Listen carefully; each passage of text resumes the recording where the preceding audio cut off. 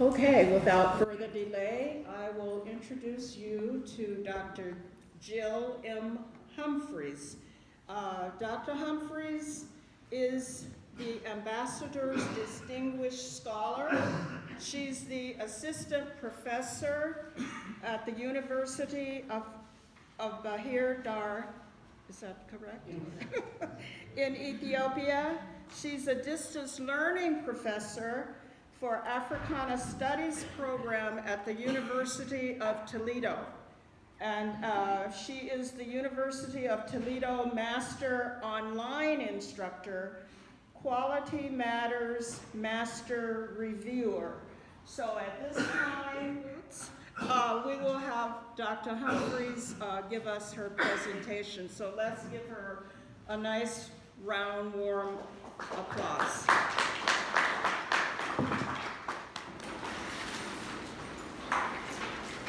Okay, so folks, thank you all for inviting me. I want to thank Gal for inviting me. I'm an ambassador, distinguished scholar for Ethiopia. The U.S. government selected me to represent scholars throughout the United States. It's a capacity building program, part of the Department of State Education Bureau of Cultural Affairs, to assist Ethiopia in rebuilding its higher education institutions. So 20 of us scholars from around the country were selected and are placed primarily at Gondar and Bahir Dar University. So this outreach that I'm doing is specifically to target African Americans and people of African descent to support this initiative.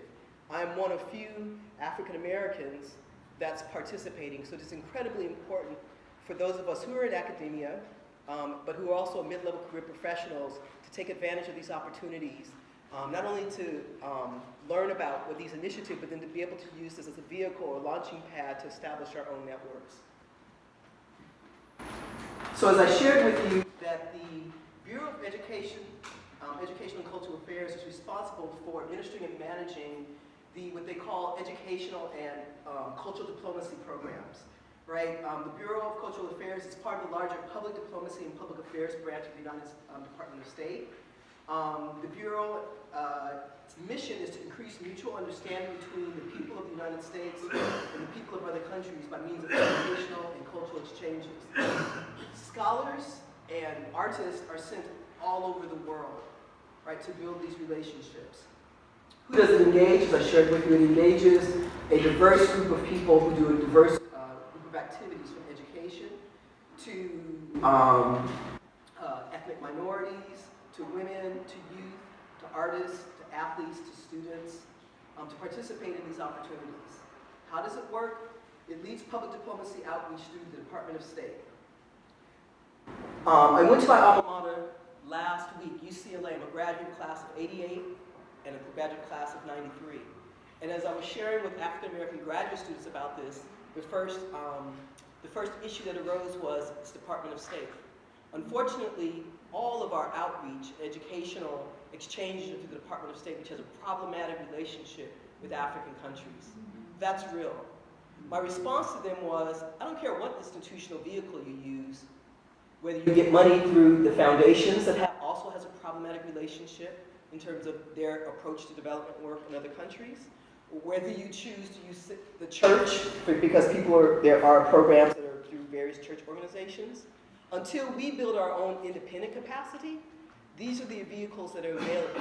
So you can either use them to your advantage or not. That's your choice, that's your decision. So the Office of Academic Exchange Programs basically is responsible for planning and developing and administering and monitoring these various exchange activities. The flagship program is the Fulbright program. For those of you who are scholars or academics, the Fulbright program is primarily to do research in other countries, right? So there are individuals that I'm with that are on the Fulbright. It's considered the flagship program. The other programs are the Global Undergraduate Exchange Program. We need to let our young people know, those who are in college as well as community college, start your education abroad as soon as you get into the university or the college setting.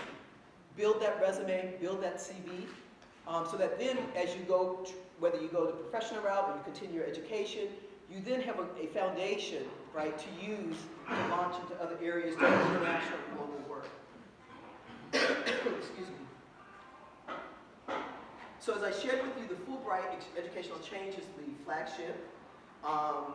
What I am currently doing, in addition to being an ambassador distinguished scholar, there's another category called the Fulbright Specialist Program. Those are short-term consultancies. Short-term consultancies every from 2 to 6 weeks. Depending on your area of expertise, both mid-level career professionals, you don't have to be in academia, right? Or those of us who are scholars, you can fill out and basically become a Fulbright specialist, which I just completed, right? So I'm going through this process right now in terms of getting myself into that pool. Once again, there are requests from governments all over the world asking for people who have certain skill sets. They will get a request, they will query the roster, and then hopefully my name will pop up as someone who's an expert in learning management and curriculum development, right, and a subject matter expert. You can then go from 2 to 6 weeks and work for a ministry, a nonprofit, for a university, or the private sector. The significance of this is that you can go to, where I want to go, next placement is Uzbekistan. I want to establish a track record of someone who can work in any context, any cultural context, right? Develop those relationships and then put together my own team of African Americans, right, who can then be requested. So there's those of us who can fill out the roster, but then the host institutions can also fill out an application and make specific requests, right, for a team. That's the long-term vision that I have in utilizing these opportunities. If you want to get more information about the eligibility process and application process, I would encourage you to take a look at the website. I want us to talk specifically about the program that I'm in and that I know most about. So this is the class. We are on the second cohort, right? This is at the U.S. Embassy in Addis Ababa in Ethiopia. We are the largest class. The first class had about 5. They then expanded it to 20 with 2 universities, and now they just included 2 more universities, right? So it's Gondar, Bahir Dar University, which is located in the northern part of Ethiopia, or the Amhara region. Then there's, please correct me with the pronunciation, Haramaya? Haramaya, thank you. Haramaya, and there's one more university in the north, Mekelle, and then Hawassa. The Haramaya and Hawassa are in the southern part of Ethiopia. So what's the purpose? The purpose is that the government of Ethiopia is now seeking to grow the economy and address development challenges, right? And it's prioritized expanding higher education. Ethiopia has rapidly increased from 2 universities to 36 since 2000, with 11 more scheduled to open in the next 5 years. Folks, that's an incredible growth of universities. I just want to share if you sort of want to understand. This is incredible to build these many universities, right? The problem is they don't necessarily have enough doctorate level trained faculty, right, to work at these universities. So most of my colleagues have master's degrees, right? They have few advanced either associate or full professors, right, in these positions. There's an increased demand for qualified academics, and it's basically outstripped the local supplies I kind of shared with you. As a result, Ethiopian universities are eager to attract foreign faculty. A little bit about Ethiopia's attracting foreign faculty. So the U.S. U.S. faculty are in the process of replacing Indian nationals. Indian nationals have been the primary faculty that have taught at these universities, right? But there's been a political shift. And so now there's this aggressive outreach for U.S. faculty to assist in this partnership. So they're seeking, once again, applications from a diverse range of qualified academics and scholars. I will share this with you. I'm an activist scholar. I am not a traditional, I am not a tenure track, I'm not tenured.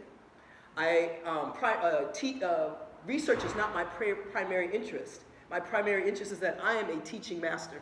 I'm interested in teaching and training, right? And as a scholar activist, I'm interested in building university community partnerships so that the university is not just simply this university on the hill, but it actually works in partnership with communities in development. Bahir Dar is in the process of trying to think through how do they build those relationships at the community level. And so they need people like myself and others who have that orientation. It is a different orientation than research-trained academics. Once again, the preferred fields of study, of course, are science, technology, engineering, and mathematics, STEM, right? In addition to the social sciences, I am an interdisciplinary social scientist. My PhD, however, is in public administration. So I help design and build institutions, whether it's at the nonprofit or civil society level or at the government level, right? All the different levels.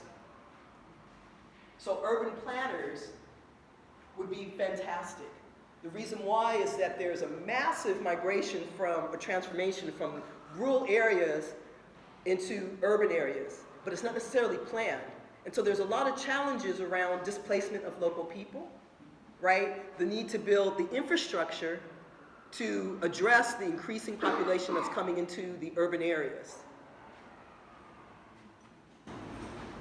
So just a little bit about the social demographics before I get into actually sharing with you my class, my students. It is called the People's Democratic Republic of Ethiopia, in terms of its proper name. It's located in the Horn of Africa. The Horn of Africa literally looks like a horn, right? So you have Djibouti to the east, you have Eritrea to the north, you have southern and southern Sudan to the west, you have Kenya to the south, you have Somalia to the southeast. So Kenya's to the southwest, Somalia's to the southeast. Did I get everything? Did I miss anything? Okay, thank you. It's the second most populous African nation. Nigeria is the first. 80-something ethnic groups, which I did not know. It's composed of 8 regions, the Addis Ababa, which is considered a special district because it's the capital.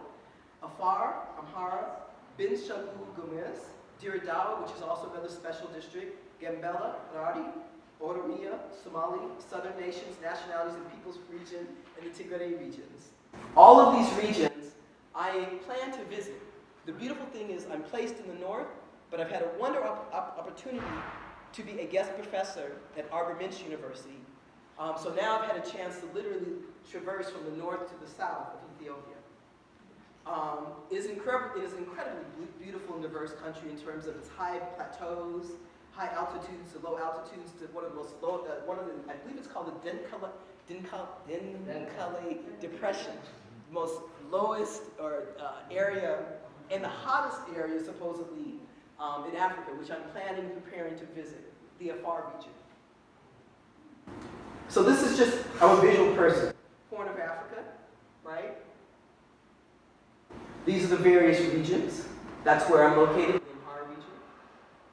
And specifically, I'm in Bahir Dar. Bahir Dar has the largest lake, Lake Tana, with the wonderful monasteries on islands. So where am I? Bahir Dar University, this is the vision. Bahir Dar University strives to become one of the 10 premier research universities in Africa in 2025. And its mission is to contribute substantially for the nation and beyond through high-quality education, research, and community service. And its core values: quality, discourse, innovation, integrity, democratic culture, and social responsibility. The source of the Blue Nile. I've had a wonderful time having an opportunity to learn about Bahir Dar specifically, but also just travel around the area as a scholar, but specifically as a Black American woman scholar, which is incredibly rare. The majority of all of my students, including the university, are primarily all men at the university level with doctorates. I'm the only woman in my college with a PhD, with a doctorate, and one of few, right, of women in the entire university, population of 60,000, with a PhD. And I'm not Ethiopian, right? So there is a push, an initiative to increase the educational opportunities for the girl child, starting from K through 12, and then definitely a push in terms of advancing into undergraduate and then graduate. So I've just been given a time check, so I'm just going to go on through very quickly. One of my doctorate students, and I'm going to go very fast. I'm going to skip it. I teach doctorate students graduate level courses, research methods. I teach the next generation of civil society or public administrators. I'm going to skip that too. I also had the opportunity to present my seminar, right? So every Friday they have something called the Friday Faculty Seminar, and I had an opportunity to talk about specifically the role of the Black Lives Matter movement, or the movement for Black Lives in the context here in the U.S. I'm going to pass that, folks. What that was that I was in one of the local areas, one of the communities, and being taught how to make injera. So it literally is a slide presentation of the process of making injera, which is what women do.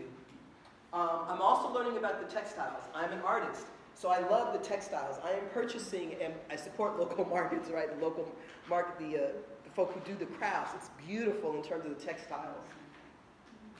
I'm also an ecotourist. So for those of you who love nature, Ethiopia has a range, right? I'm going to pass that. Tala, by the way, folks, is the local beer. So I hang out with community people. I interact with people from Tala's the local beer. Arake is the local 200 proof whiskey. Chat is the substance that's used by communities. It's a very communal event, showing of leaves. And then my very good friend, Solomon, who I'm staying with his family. And I'm ending here. The next application for the Ambassador Distinguished Scholars is basically tomorrow. The deadline is tomorrow. And this is just sort of an overview. So I'm going to end it there. Thank you.